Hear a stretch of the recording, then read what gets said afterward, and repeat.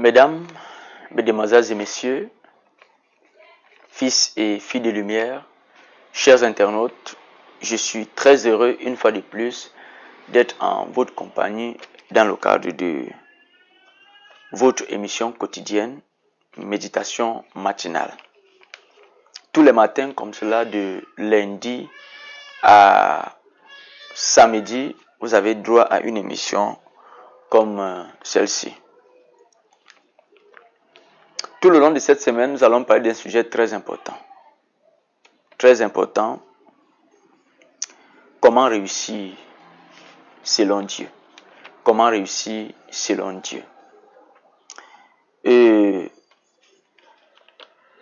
Hier, j'ai expliqué ce que c'est réussir selon Dieu. Pourquoi nous avons donné le thème réussir selon Dieu et non comment réussir. J'avais dit que nous avons dit réussir selon Dieu parce qu'il y a aussi réussir selon le monde. Et j'ai expliqué ce que c'est réussir selon Dieu et ce que c'est réussir selon le monde. Donc, pour vous qui n'avez pas suivi l'émission d'hier, allez suivre l'émission Comment réussir selon Dieu, première partie. Ici, c'est la deuxième partie. Et hier, nous avons expliqué les deux concepts, réussir selon le monde et réussir selon Dieu. Et nous allons dire que nous allons nous appesantir sur ce que c'est réussir selon Dieu, comment réussir selon Dieu. Et comme premier point, j'ai commencé à dire que pour réussir selon Dieu, il faut d'abord se découvrir. J'ai expliqué ce concept et j'ai également donné les bénéfices de se découvrir. Les bénéfices de se découvrir. Et aujourd'hui, nous allons traiter deux points. Je vais répondre à deux questions. Comment se découvrir ou trouver sa mission de vie? Comment se découvrir ou trouver sa mission de vie? Comment se découvrir ou trouver sa mission de vie? Ça, c'est la première question. Et la deuxième dont je vais répondre, j'ai une question qui m'a été posée. Après avoir découvert sa mission, qu'est-ce qu'on doit faire de l'activité présente et qui est d'ailleurs productive? C'est-à-dire que pendant que vous découvrez qui vous êtes, votre mission de vie, ce que vous avez à faire, est-ce que vous allez abandonner ce que vous êtes en train de faire, qui est d'ailleurs une activité productive? Comment il faut s'y prendre? Je vais répondre à cette question également. Bien-aimés dans le Seigneur, chacun, j'ai commencé à le dire, a une mission de vie. Vous pouvez encore l'appeler mission d'âme. Alléluia. Vous pouvez encore appeler sa mission d'âme, mission de vie. Alléluia. C'est pourquoi vous êtes né. Chacun a une mission, a un but, a un objectif à atteindre sur la terre. Bien-aimé dans le Seigneur, pour trouver sa mission, il y a 4 questions qu'il faut se poser. Et si vous parvenez à répondre à ces 4 questions, vous allez trouver votre mission de vie ou votre mission d'âme. Alléluia. Parce qu'il est clair, il n'y a personne qui est le fruit du hasard sur la terre. Alors, sans perdre le temps, je vais vous poser les 4 questions. Et si vous parvenez à répondre aux 4 questions, alléluia, vous allez trouver votre mission de vie ou votre mission d'âme. Donc, après cette émission, j'ai besoin de la réponse de tout un chacun au niveau des commentaires. Répondez à cette question. Alléluia. Quand vous avez fini de répondre à ces questions, faites-moi savoir au niveau des commentaires. La première question, qu'est-ce qui vous donne plus de joie? Sur cette terre-ci, qu'est-ce qui vous donne plus de joie? C'est-à-dire, lorsque vous êtes en train de faire certaines choses, et parmi ces choses, lorsque vous êtes en train de pratiquer certaines activités, mais quelle est l'activité, quel est le domaine qui vous donne plus de joie? Quel est le domaine qui vous donne plus de joie? Amen. Quel est le domaine qui vous donne plus de joie? Ça, c'est la première question. Je sais ici, il y aura tellement de choses. Il y a des gens qui aiment voyager. il y a des gens qui aiment faire le montage vidéo, il y a des gens qui aiment. Je sais que ici, tout ce qui vous donne la joie, écrivez. Toute activité qui vous donne la joie, écrivez. Alléluia. Écrivez tout ce qui vous donne la joie. Au fur et à mesure que vous allez vous poser les questions, vous allez voir, vous allez éliminer beaucoup de choses. Amen. La deuxième question que vous devez vous poser, amen. Qu'est-ce que vous serez capable de faire si l'argent n'existait pas? Qu'est-ce que vous serez capable de faire si l'argent n'existait pas? C'est-à-dire que pendant que vous avez énuméré toutes ces choses-là, maintenant vous vous posez la question, parmi toutes ces choses qui vous donnent la joie, si l'argent n'existait pas, qu'est-ce que vous serez capable de faire? Quelle sera votre activité? Quel sera votre domaine? Qu'est-ce que vous serez capable de faire si l'argent n'existait pas? Répondez à cette question également. La troisième question, alléluia, qu'est-ce que vous souhaitez apporter au monde? Quel est le fardeau que vous avez pour l'humanité? Lorsque vous regardez le monde entier, quel est le fardeau que vous avez? Il y a des personnes, vous allez les voir, quand ils arrivent, je ne sais pas, dans un hôpital, et ils sont devenus médecins comme ça, et tellement ils voient comment les gens souffrent, et puis la manière dont les médecins maltraitent les patients, en fait, ça leur fait mal, et à l'intérieur d'eux, ils souhaitent devenir médecins pour pallier à ce problème, pour pallier à cette situation. Vous voyez, ils ne cherchent pas à être médecin parce qu'il a tellement échoué des concours, ou parce qu'il faut absolument être à la fonction publique, ou parce qu'il faut être médecin pour se faire voir. Mais regardez, son motif est noble. Vous voyez, son motif est noble. À cause du fait que les gens souffrent, la manière dont on les traite, la manière dont ils sont pris en charge, vraiment, et puis ça fait naître un fardeau en lui, au point où il désire être médecin, pas pour avoir de l'argent, pas pour avoir un travail, mais parce qu'il veut aider. Parce qu'il veut aider. Mais il y a certaines personnes, lorsqu'ils arrivent à l'hôpital, quand ils voient le nombre de patients, ils disent waouh, 100 francs, 200, 300, la consultation 500. Si dans 500, on me donne 100 francs, waouh, ça fait beaucoup d'argent. Tu n'es pas appelé à être médecin. Tu n'es pas appelé à être médecin. Vous voyez, voilà une différence. Qu'est-ce que vous souhaitez apporter au monde? Amen. Maintenant, la quatrième question, quelle est l'activité ou le travail, etc., qui a la capacité de vous faire abandonner,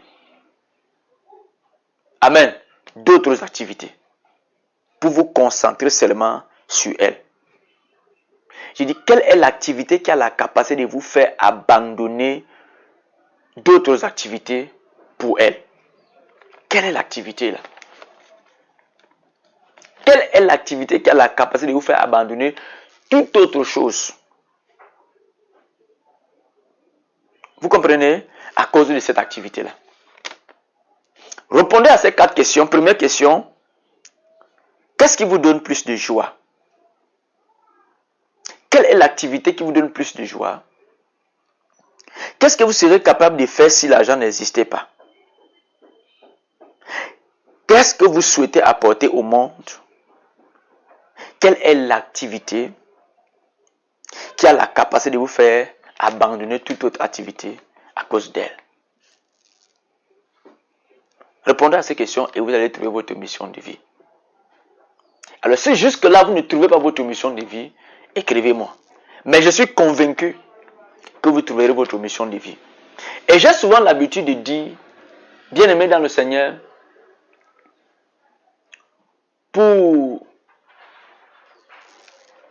ça sera facile pour vous si vous êtes un homme ou une femme spirituelle. Parce que lorsque votre esprit est libre, c'est facile pour vous de répondre à ces questions. Mais si votre esprit n'est pas libre, ça sera difficile pour vous de répondre à cette question. Parce que vous aimez tout finalement. Tout ce que vous aimez, c'est ce qui donne l'argent. Vous allez vous rendre compte que qu'est-ce qui vous donne plus de joie? Tout ce qui donne l'argent va vous donner plus de joie. Or, ce qui ne donne pas l'argent ne vous donnera pas de joie. C'est pourquoi votre esprit n'est pas libre. Donc, lorsqu'on pose ces questions, bien aimé, il y a ceux qui vont répondre à ces questions, mais qui ne trouveront pas leur mission de vie parce que leur esprit n'est pas libre. C'est pourquoi il est clair, quand vous lisez la Bible dans le livre de Luc chapitre 12, au verset 2, il dit ne vous conformez pas selon le siècle présent, mais soyez transformés par le renouvellement de votre intelligence, afin que vous discerniez ce qui est bon, agréable et parfait. C'est-à-dire, pour discerner ce qui est bon, agréable et parfait, votre esprit doit être transformé. Il doit être libéré par un certain type de connaissance. Par un certain type de connaissance. Est-ce que vous comprenez? Par un certain type de connaissance. Ne vous conformez pas selon le siècle présent. Ça veut dire quoi? Le siècle présent, c'est quoi? Lorsque on se rend compte qu'aujourd'hui, c'est peut-être la formation en marketing qui paye. Tout le monde veut faire la formation en marketing. Aujourd'hui, c'est le coaching qui paye. Tout le monde veut faire le coaching. Aujourd'hui, c'est être pasteur qui est quelque chose. Tout le monde veut être pasteur. Voyez? Tout le monde commence à être poussé à être pasteur à cause d'une personne parce qu'on voit ce que ça rapporte. Voyez? Ça, c'est le siècle présent. Mais si vous laissez votre intelligence à être renouvelée, mettre l'homme au centre de votre vie, mettre l'homme au centre de votre vie. Parce que lorsqu'on est libre, notre esprit est libre, l'homme devient, on met l'homme au centre de notre vie, l'homme devient la priorité. Parce que quoi qu'on dise, tout ce que tu vas faire sur la terre, c'est pour l'homme. C'est pour le bien de l'homme. Dis-moi ce qu'on fait sur la terre qui n'a pas rapport avec un homme. Rien. Ce que tu fais qui n'a pas de rapport avec un homme n'a pas de sens. Voyez? N'a pas de sens. Est-ce que vous comprenez ce que je suis en train de vous dire? Oui, mes chers internautes, mes bien-aimés dans le Seigneur. Donc, répondez à ces 4 questions et je vais répondre à la deuxième question. Après avoir découvert donc sa mission, qu'est-ce qu'il faut faire avec l'activité dont nous sommes en train de... L'activité présente quoi? Et qui apparemment même est productive. Qu'est-ce qu'il faut faire? Bien-aimés, écoutez-moi très bien. Avant de répondre à cette question, je vais vous dire une chose. Quoi qu'on dise, Dieu, en envoyant l'homme sur la terre, a envoyé l'homme avec sa mission. C'est-à-dire, votre mission, c'est vous. Vous, c'est votre mission. Est-ce que vous comprenez? La seule chose qui a la capacité de vous dissocier de votre mission, alléluia, c'est les plaisirs de ce monde, la vanité. La vanité a la capacité de vous séparer de votre mission. Quand vous prenez Adam et Ève dans le jardin d'Éden, ce qui les a séparés de la mission que Dieu les avait donnée, c'était la vanité, la position. Satan est venu leur dire, si vous consommez, vous allez devenir des dieux. Le manque de connaissance. Alors, cherchant donc à atterrir cette position, afin que les yeux s'ouvrent, voyez-vous, ils ont commencé, la convoitise les a amenés à se séparer de ce que Dieu les avait donné, de ce pourquoi Dieu les avait créés. Donc, votre mission même c'est vous. Il est impossible que, après avoir découvert sa mission, quelque chose vous empêche de faire votre mission. Votre mission deviendra la priorité de votre vie. C'est-à-dire votre activité présente, supposons que vous avez créé une entreprise.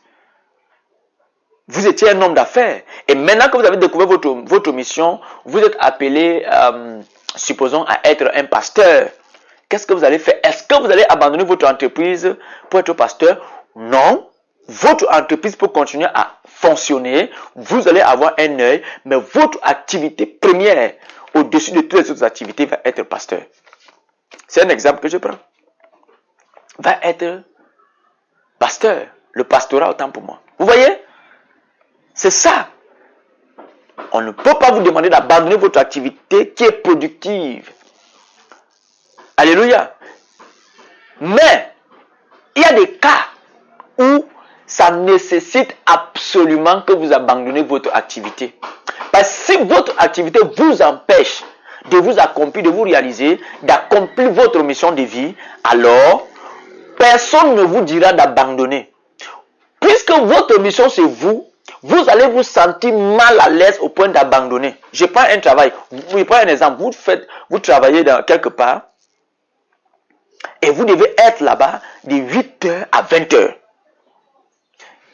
Et Dieu vous appelle à être un pasteur. Vous allez faire comment? C'est automatique que vous allez abandonner votre travail. Vous allez abandonner ce travail pour être pasteur. Donc, ça dépend de ce que vous êtes en train de faire.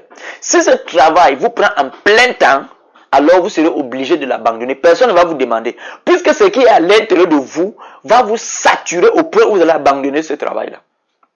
Mais si ce travail ne prend pas votre temps, il va être secondaire. Est-ce que vous comprenez ce que je dis? Il va être secondaire. Oui, bien aimé. Donc voilà, j'ai répondu à la question du frère Am Patrick. J'ai répondu à sa question. Si vous avez d'autres questions, posez-les concernant cet enseignement et autre chose. Je vais répondre à vos questions. C'est d'ailleurs la raison. Moi, voilà ma mission de vie que je suis en train d'accomplir. C'est pourquoi je le fais avec facilité. Je n'ai pas besoin que quelqu'un m'enseigne. Ces choses sont à moi.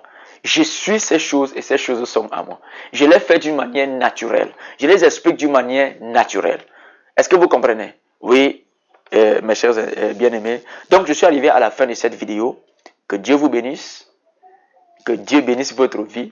Et je prie pour vous, afin que votre esprit soit libre. Alléluia. Que votre esprit soit libre. Je crois que demain, il faut donner un enseignement. Comment libérer son esprit. Comment libérer son esprit. Parce qu'il est très important que votre esprit soit libre. Si votre esprit n'est pas libre, ces 4 questions ne vont vous servir à rien. Les 4 questions ne peuvent que vous servir si votre esprit est libre. Mais est-ce que vous comprenez? Voilà. Donc, demain, je vais donner un enseignement. Comment c'est libérer son esprit. Comment être libre. Alléluia. Afin de répondre à ces 4 questions. Mais si vous sentez que vous êtes libre, en tout cas, demain, je vais donner la différence entre un esprit libre et un esprit qui n'est pas libre. Quels sont les symptômes d'un esprit libre? Quels sont les symptômes d'un esprit qui n'est pas libre? Donc, je vais m'arrêter à ce niveau. Que Dieu vous bénisse. J'étais très heureux d'être en votre compagnie. Retrouvons-nous demain. Que Dieu vous bénisse. Que votre journée soit une journée agréable, une journée de grâce et de faveur. Que la force de Dieu soit votre partage.